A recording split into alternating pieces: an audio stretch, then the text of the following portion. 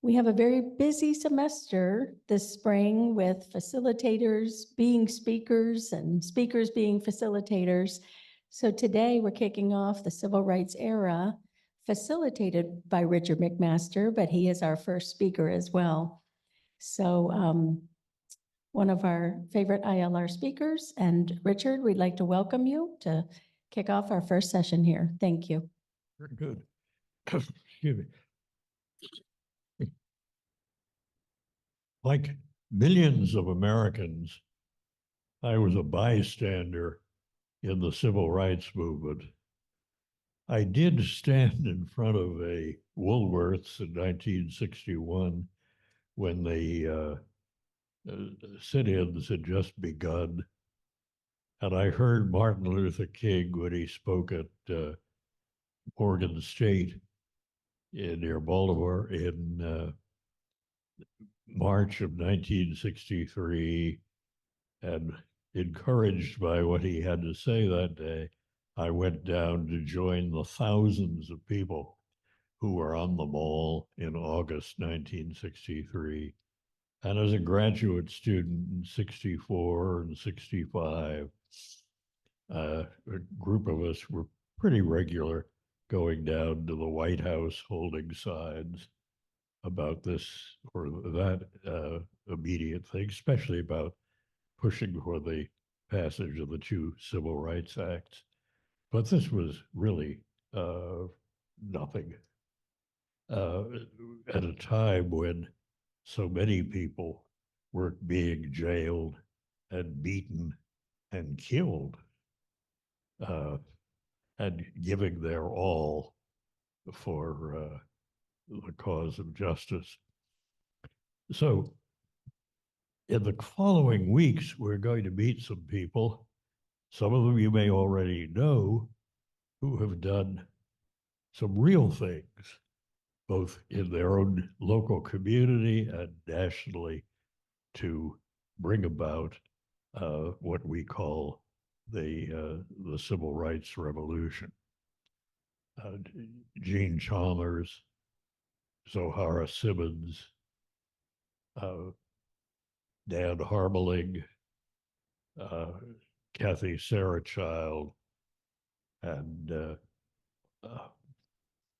we'll have a Zoom presentation about a minister who was effectively defrocked because he supported the Tallahassee bus boycott, which was going on at the same time as the more famous one in Montgomery, Alabama. And I think it'll be an interesting ride. Well, framing this, I'd like to remind you that one of the striking things about several decades of the civil rights movement was its reliance on nonviolent action. And at the same time, by the mid-1960s, we were beginning to move into an era of Black power where it was felt that nice white ladies from the suburbs were not really essential to furthering the cause of African Americans in this country. And for some people, it broke their hearts to be said, "You're no longer welcome." Well, where did this nonviolent approach come from? In the 1930s, probably Gandhi, the Mahatma, the great soul, was as well known to any American as Franklin Roosevelt or Gary Cooper or anyone you wanted to mention. And his ideas of nonviolent action were beginning to percolate, and they had many different sources.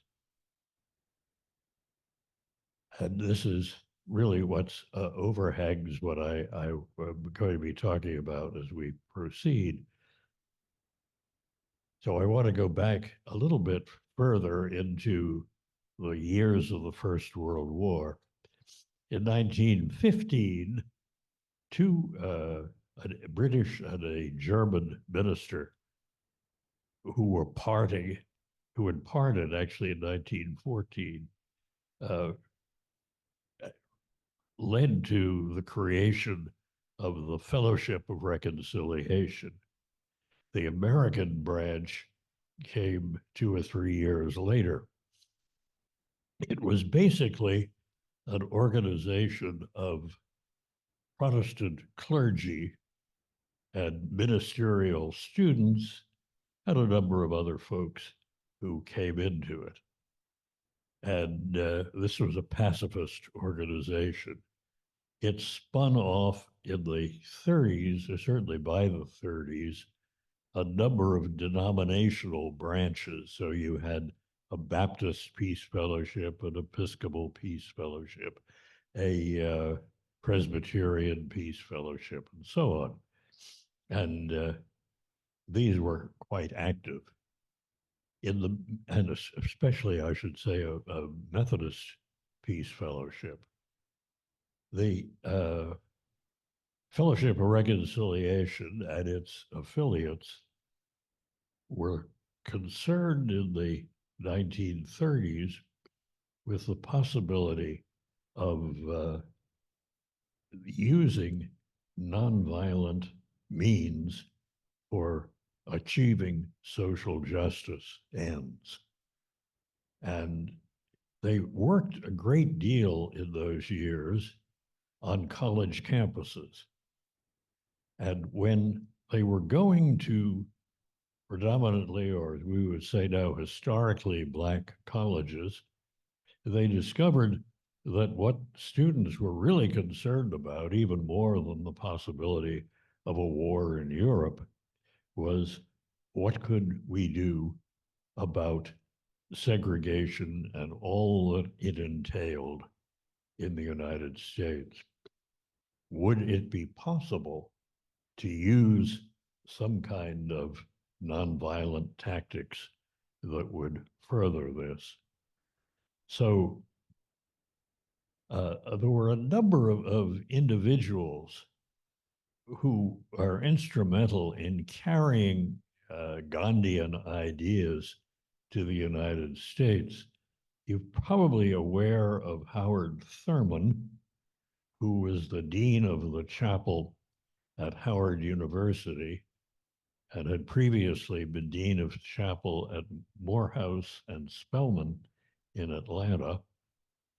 And in 1935, he and his wife went to India with a delegation of African Americans to find out firsthand what Gandhi was all about. And at the same time, there were a number of Methodist ministers in India who had worked actually very closely with Gandhi. One of them was E. Stanley Jones, whose book, What Christ of the Indian War, of the Indian, what is it? Indian Road, was a bestseller when it came out in the mid 1930s. And Ralph Templin, who was a missionary, a Methodist missionary in India, working very, very closely with Gandhi, was expelled by the British government at the beginning of the Second World War as a subversive alien. And these people brought back the whole message of nonviolent work to achieve social ends. So this all ties together that in February, well, let me let me introduce some of these folks. And are we turned on? Yes.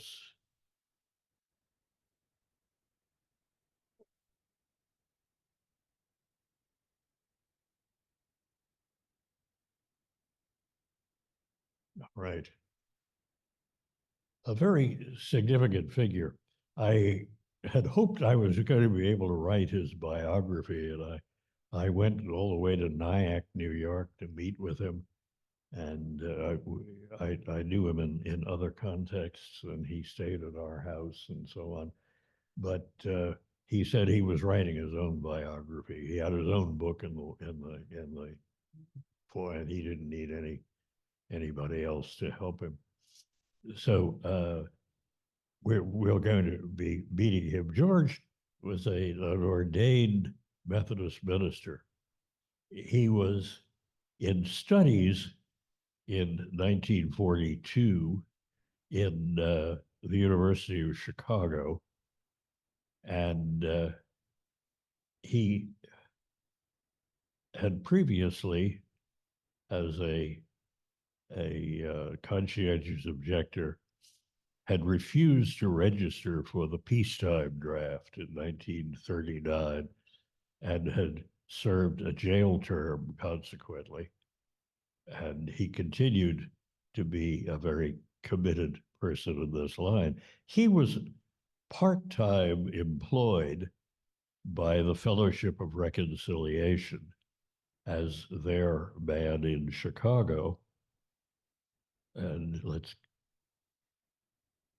so too, although he was based in Cincinnati, was Byard Rustin, who's probably well known to you. I never met him, but you know who he is. So they were FOR people. And also in Chicago, these are much later photos of him. He was quite a young man at the time. This is James Farmer. James Farmer was also a Methodist minister, and he was also studying at the University of Chicago. And in February, well, let me go back a bit. I don't know if you saw a movie about the debate team. It was around a few years ago, a debate team from a tiny African American college in Texas that defeated the best that Harvard University could put into the debating field. And they were acclaimed for this. And Jim Farmer was one of the four champion debaters or nationally champion debaters. He was the son of a faculty member at this little college in Texas, and an amazing young man because he went to a college.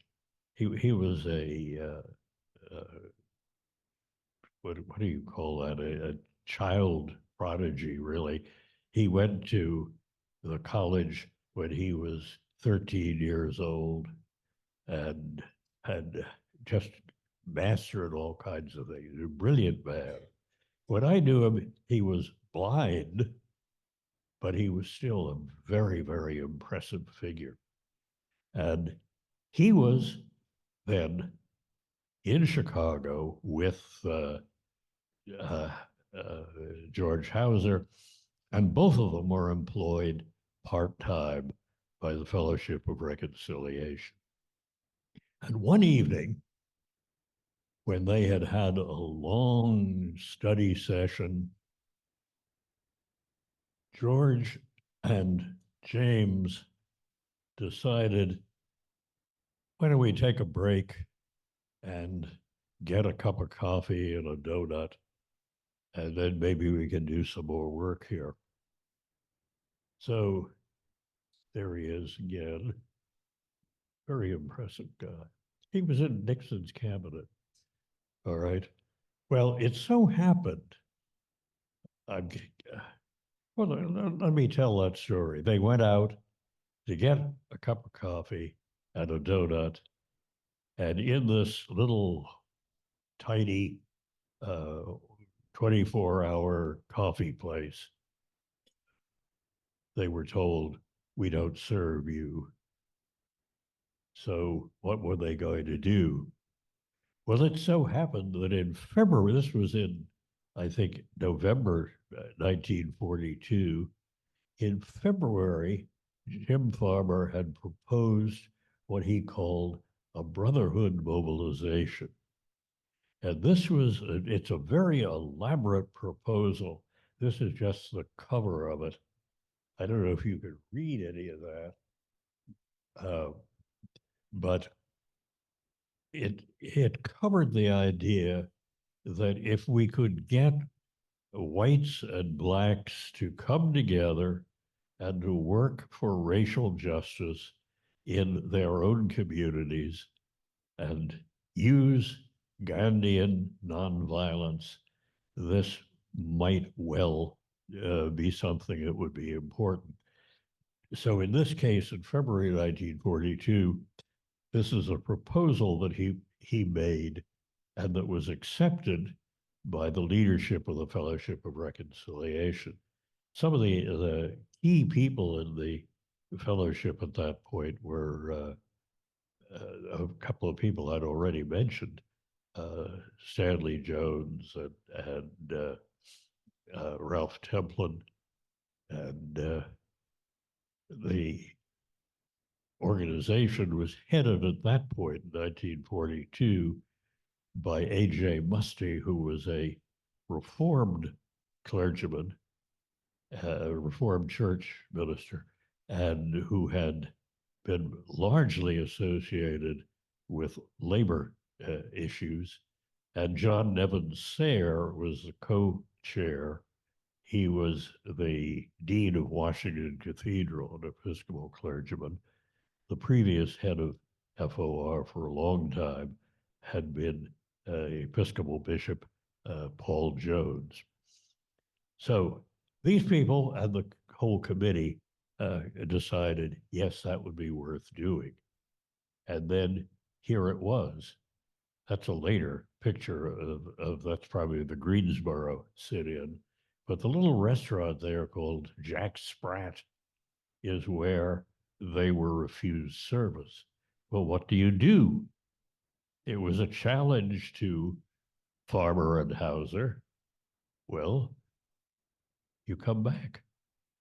You come back with your friends and you are very polite and you say, could we order a coffee and a donut, sir? And they're turned away. It didn't matter how many people they had. Day after day after day, they went back, sat in, and were turned away. At one point, the owner called the police to have them ejected. And the police said, they haven't done anything, why do you want to eject them? And then finally, the owner came around and said, okay, you win. If black people want to have a cup of coffee and a donut in here, fine. So that was the first successful sit-in in 1942 at this little restaurant called Jack Sprat. I forget what my next picture is. Oh, this is, well, out of that came, I don't want to get ahead of myself here, out of that incident and the people who came in, it involved a number of other people, friends from the University of Chicago, mostly ministerial students, Homer Jack, who was a Unitarian, and Shirley Fisher, who was, she was already an ordained minister of the American Baptists, and yet she devoted all of her life to labor organizing. And only in practically in retirement She pastored a Baptist church in Brooklyn, and she'd been dead quite a number of years. But there were a number of people there. You don't fill Jack Spratz with two people. You needed a lot of people. So these were the founders of the Congress of Racial Equality, which was a white and black organization everywhere that it went. And it aimed at, as George Hauser wrote a little book about it, published by the Fellowship of Reconciliation, erasing the color line. So they approached, and initially in Chicago, issues like discriminatory housing, that you could only buy or rent in this particular area if you were black. Those, and they were legal at that time. Those things that were in the deed, where you couldn't sell to someone of a different race or a different religion or whatever it was that we were discriminating against. So this little booklet and everything that CORE put out in those days was turned out on a mimeograph machine. And this little booklet about the tactics of essentially of desegregating restaurants was available for 5 cents from the CORE office. So they tackled all of these areas beginning in 1942 through the war years: housing and restaurants, barber shops, various things like that, and swimming pools.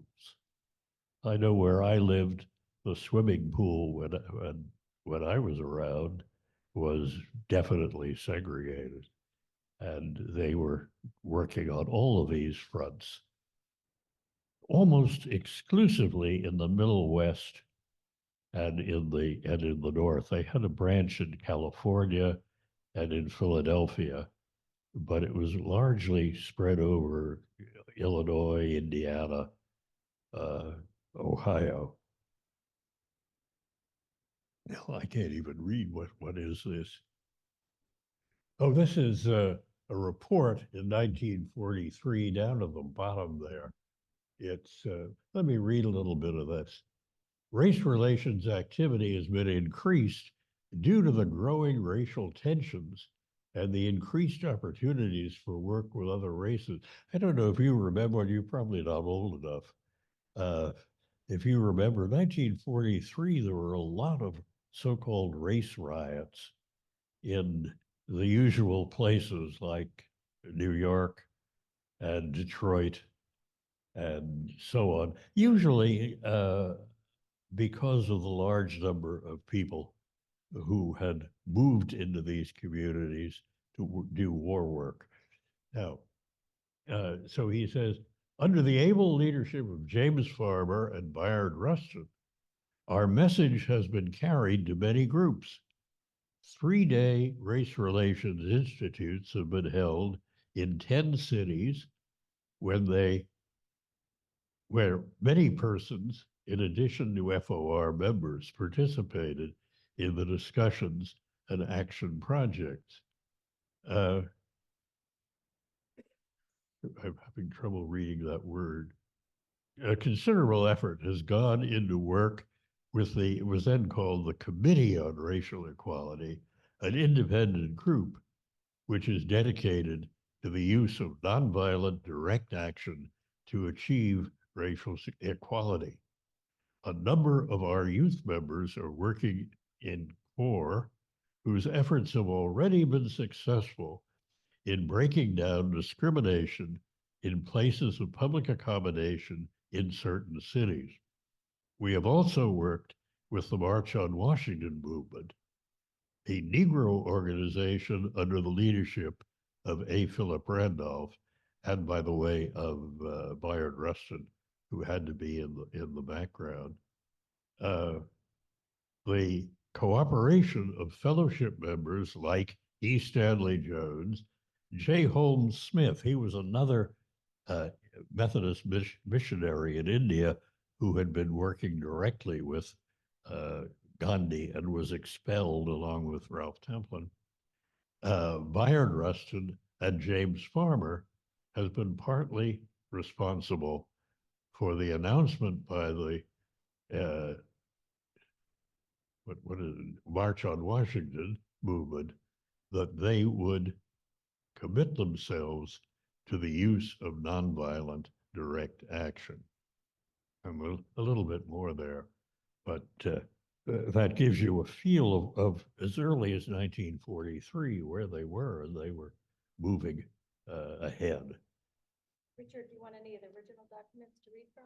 What? Do you want any of these originals to read from or no? Well, somebody, I guess they'd be safe. I don't know. I didn't know if you needed them to read. What? I didn't know if you wanted them to read. Oh, no, I can get along there. All right. This is then a report made in, this is published, I think, as I remember, in 1944 or 45, Erasing the Color Line by George M. Hauser. George Hauser was the head now of CORE. They moved the office to New York, and he ran the operation with all these other good folks connected with it. And if you notice there, that is a copy that belonged to Ralph Templin, who was one of the key people in that whole movement.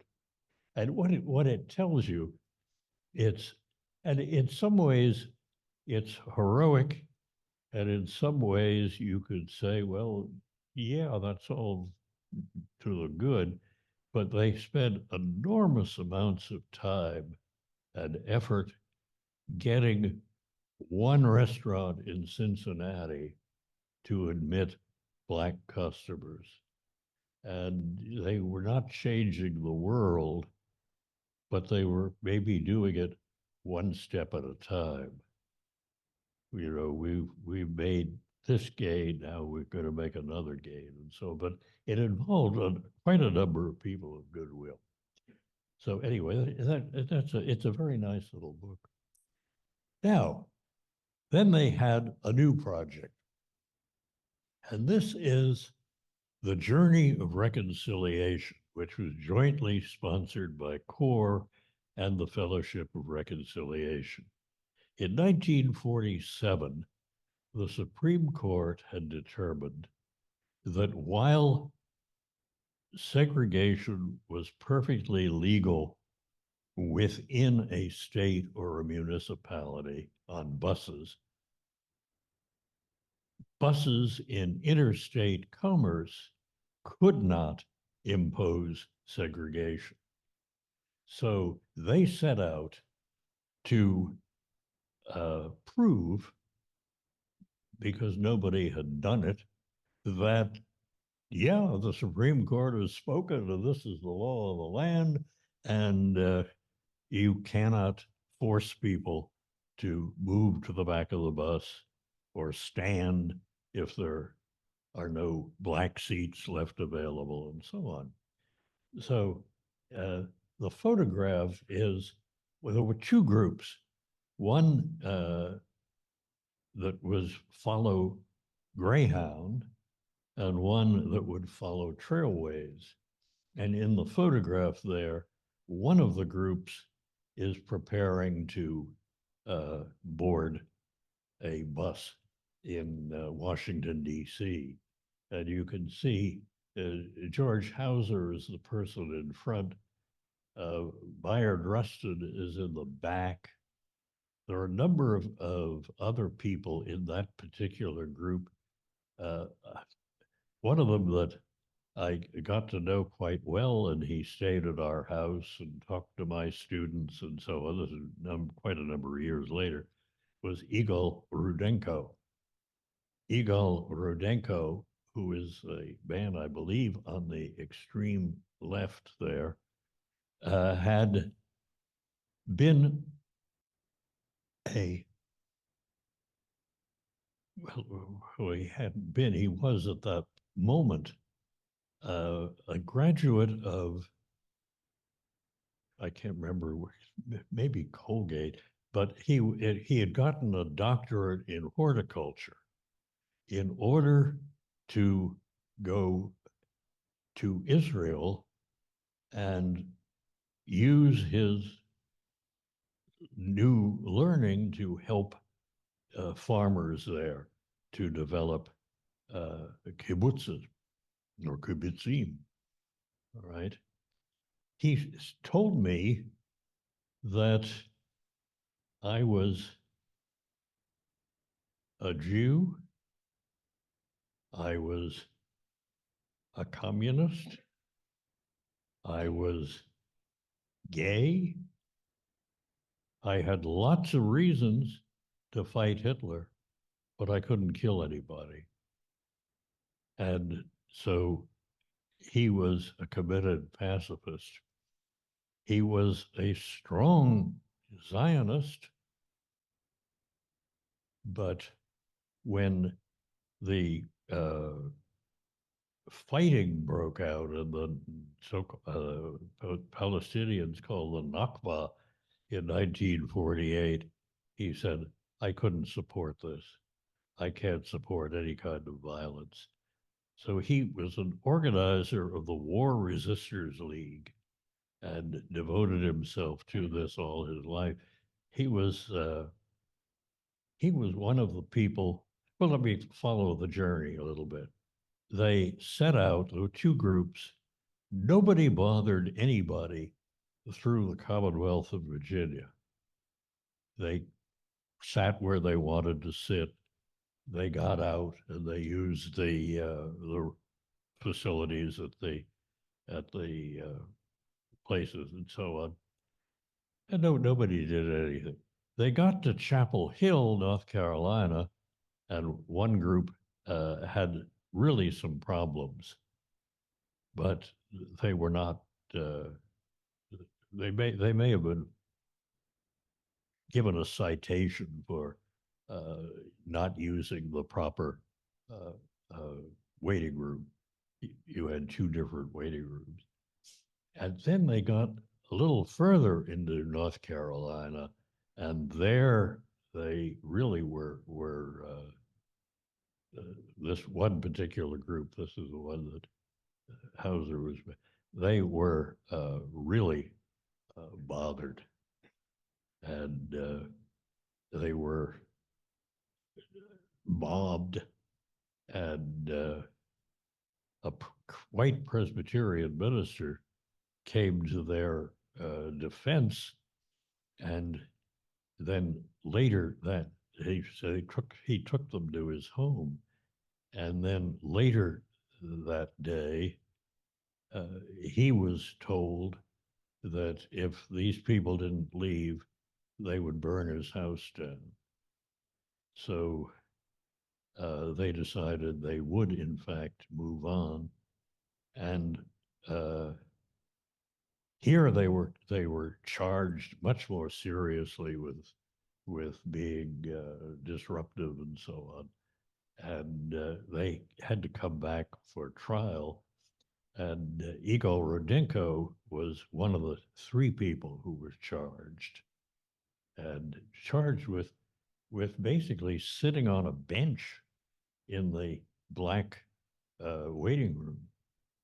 And today there is a kind of memorial behind that bench in that waiting room to him and to the people who were there. So the interesting thing is that when the Journey of Reconciliation was announced, Thurgood Marshall and Roy Wilkins of the NAACP both said to Hauser, wrote him, telegraphed him somehow, don't do this. It'll be a bloodbath. But the rest of the trip, they actually did manage to get beyond that, and they went all the way down to New Orleans and back up through ending, I think, in St. Louis. That it was a demonstration of what could be done without violence.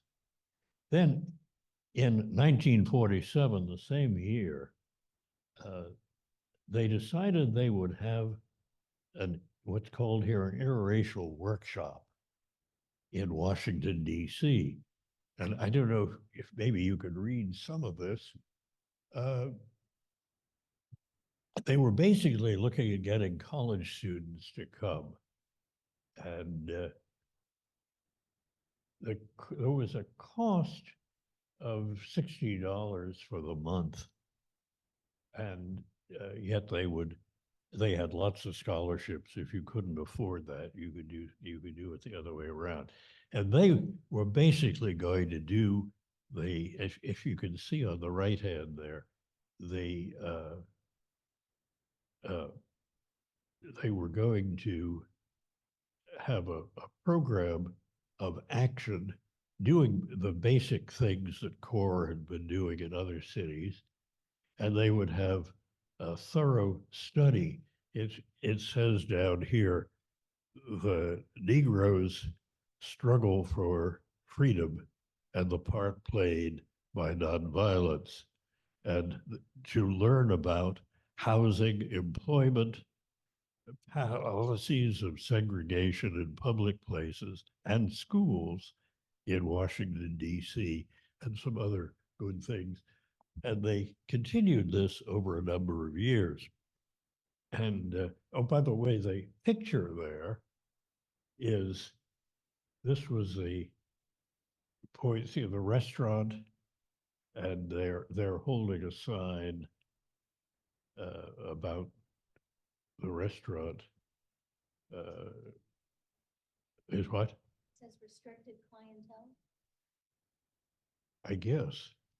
I can't quite read it myself, but one of the things with restaurants was there were several places in Washington that, yes, we would serve African Americans, but in the basement. You know, you couldn't sit in the regular restaurant. You had to go down in the cellar. So this is a report on that first, this is 1947. This is a fundraiser for CORE. And if we could blow this up the size of the whole wall, I guess, you could see all the prominent people who are active on this and involved. And then they talk about the success of the Washington experiment. And you'll notice there it's signed by, it's a fundraiser, a Christmas fundraiser, but it's signed by Mary McLeod Bethune, and Dorothy Maynor, A.J. Musty, and A. Philip Randolph down at the bottom, of the other one I can't quite make out. But anyway, so the following year, 1948, this is a list of the participants. These folks are almost all college students. And one of them, the second name down, is Esther Berkey, who became Esther Berkey Reed. And this is somebody I knew quite well and who told me all about how this thing worked. And she wrote this up, and I may yet get it into print somehow about her experiences. She, after the summer workshop, she went to New York to get a degree in counseling at Columbia. And while she was there, she worked in the Harlem Protestant Parish, which was a kind of social agency that had been created by students at Union Theological Seminary. There are a number of interesting people on that list. Maybe not all of them you would recognize, but a couple of them, there were interesting. I knew this from her. Jane Rittenhouse from Haverford, Pennsylvania, was a good friend of hers, and Ruth Sorensen is Ted Sorensen's sister. Ted Sorensen of the Kennedy administration. And most of these folks uh, continued to work for social justice in many different ways. Now, what did they do? Uh, we have here, this is their workshop bulletin from 1948, and it tells you about their projects. One of them, a significant one, involved a public uh, recreation center owned by the city of Washington with a swimming pool that was whites only. And they dealt with that and successfully. Another of their projects was inevitably restaurants. And they did succeed after a lot of struggle. And the third one that took a lot of time and effort was the Translux Theater, the movie theater. Anybody remember when there was a Translux? They had uh, newsreels and shorts. They didn't show like Hollywood features. They showed this kind of thing. But they were segregated, and they succeeded in getting them desegregated. So it was a lot of hard work, and these kids learned a lot, uh, much more perhaps than they gave, they took, and they were all the better for it. So, and here's another. This one is talking about the what they had accomplished. It ran through the month of July, and this was the thing that they published themselves, and you could get a sense of that. What happened? Oh, I hit the wrong thing. All right. Now this is George Hauser writing up. Again, this was 5 cents, but now they have a printing press or access to it. He is writing up what they learned from the 1948 interracial workshop, and this continued for a number of years, and all that they did, a little bit by bit, chiseling away at the color discrimination, and then George, by the very early 1950s, felt that, a lot of people, a lot of organizations are now worried about segregation and all everything that entailed in the United States, but hardly anybody is paying attention to what's going on in South Africa. So he became a primary figure in the anti-apartheid movement in this country. And he devoted much of the remainder of his life to working with the African National Congress and Nelson Mandela and all of the people who were doing good there. Again, with nonviolence. And this little book was published in 1953. So he's already very much involved with that. And he later on, the book that he was writing at that point, and didn't need anybody like me to help him, was called Who Can Stop the Wind? And that was primarily about his Africa experience. A very good man. And maybe you could actually read this. It maybe is a little too shaky, but the point of this is that CORE, this is from the Manchester Guardian Weekly, July 7th, 1966. And if you'll notice, is written by Alistair Cook, who did more than simply introduce Masterpiece Theater. And he's telling us that Jim Farmer has resigned and has been replaced by Floyd McKissick.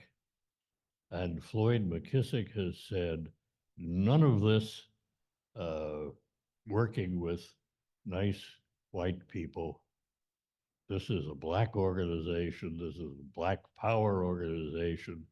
And Dr. King and all these other folks who were preaching nonviolence, they're yesterday's men, forget about it. So that was a major change in 1966. And I think that's the end of my slides. And I don't know, you've probably heard enough of me in 45 minutes. I advertised that I was going to say something about Sarah Patton Boyle, who I also knew. And I won't say anything more than that after, I think she'd be good for a lecturer by herself sometime, if you know who she is. She was worked very closely with Dr. King in the St. Augustine work, work there, and was jailed there. And she gave me the report that she wrote to the vestry of St. Paul's Episcopal Church, where she was a member. And I remember talking with her, that's why I just mentioned it here, that she was one of those people who was just heartbroken that, yes, I went to jail, yes, I marched, yes, I was thrilled by what some of my African American brothers and sisters were doing. And now you're saying, oh, get out of here, we don't want you around. So it's a CORE then just sort of spiraled downward from 1966 on. And the great work there was in those nonviolent years. So I think you heard enough of me. Do we have any questions or contributions? Come, Okay. I bet you could have lots to say. Yes, you would, I think I saw something up there about marches to Washington in 1947 or 46. I thought the big march was, 63. yeah, 63, but there were prior marches to that time? The March on Washington movement, which was fronted at least by A. Philip Randolph, who was the head of the Porters Union, and a very, very significant labor figure at that time. But again, like the 63 March, it was Bayard Rustin who had a great deal to do with organizing it.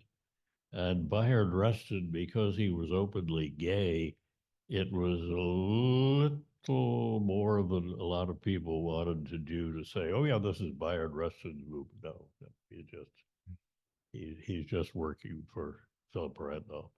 And what was it all about? Well, it was in 1941, and it was because the Congress had done nothing toward having a fair employment practices set up.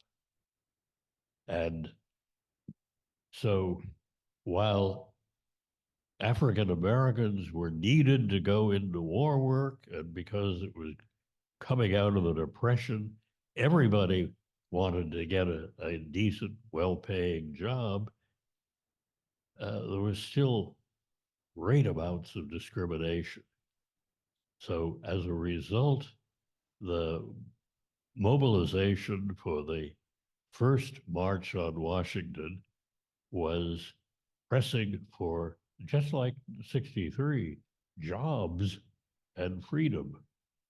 And under that pressure, Roosevelt created a federal fair employment commission and said that in anyone employed directly by the federal government or by a contractor with the federal government could not practice any kind of racial discrimination. So that was what it was all about. Nobody ever got to Washington, but it was a movement around the country. And for a number of people, including Bayard Rustin, the idea that Jim Farmer had of this brotherhood mobilization that ultimately became CORE, that didn't really seem right. It should be something that African Americans were doing for themselves. So anyway. Okay, I have another question. The CORE after 1967, I think it was, when it became more of a all black organization, did they train a lot of the later, more violent black activists, the Huey Newtons, let's say, or SNCC and some of those? Yeah, as I say, it kind of spiraled downward in the last, its last appearance. It was almost a fundraiser for the guy who was then the head of it. It had almost become a private business, and it really wasn't doing an awful lot. But he had the charge. But that wasn't Floyd McKissick. That was someone else. I forget his name now. But their last hurrah, so to speak, was the World's Fair, the New York World's Fair in 1965, when they managed again to press the city and the World's Fair people that they would have a fair employment practice right across the board. And so that was, they were, Jim Farmer was going to have cars block all the ways into the World's Fair. And they sort of called that off because they got what they wanted, which was good. Do you have a question? This is more of a comment, but first, thank you. This was very interesting history that I knew little about, but there's a very good film called Bayard. Oh, yes. And it talks about the controversy leading up to the March on Washington, and it's available on Netflix, so I just recommend it. Yeah. It's very good. Yeah, it's a very good film. Another? Let's do it. I sort of remember that protest to the World's Fair because I was living in New York then. And I think, Good. if I'm not mistaken, was Jesse Jackson one of the spokesmen for it? Yeah, I think so. I think so. Mm. There was a whole new generation of people by that time coming in. Any comments from Zoom? I don't see any hands. Go ahead, Paul, if you'd like to unmute. See, you're trying. Yep, there we go.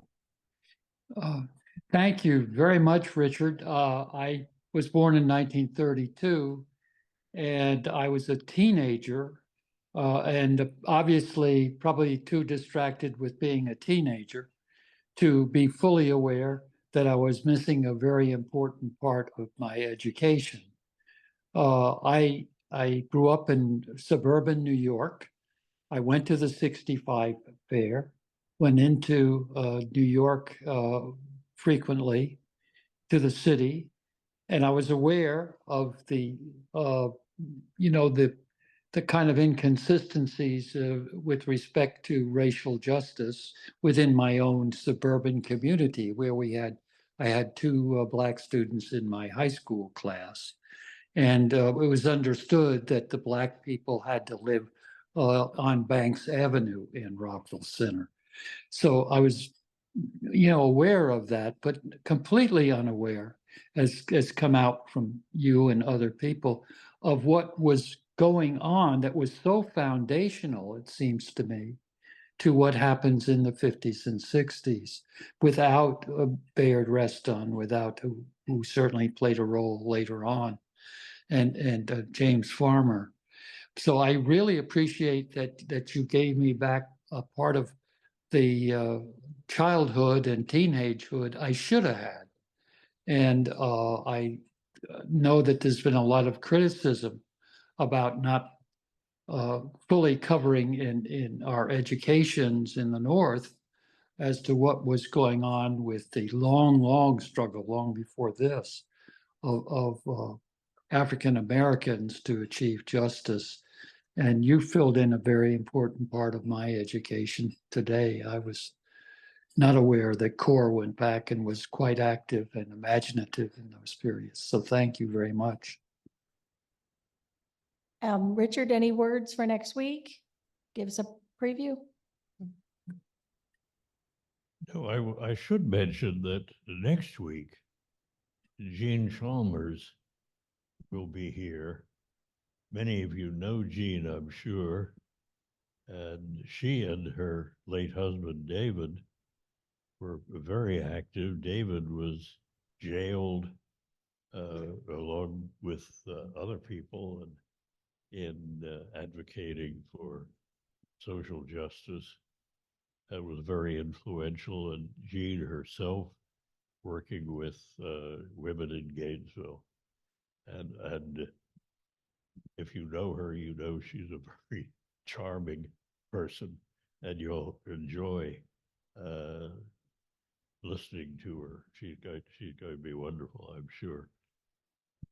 Well, thank you very much, Richard, for kicking off this course.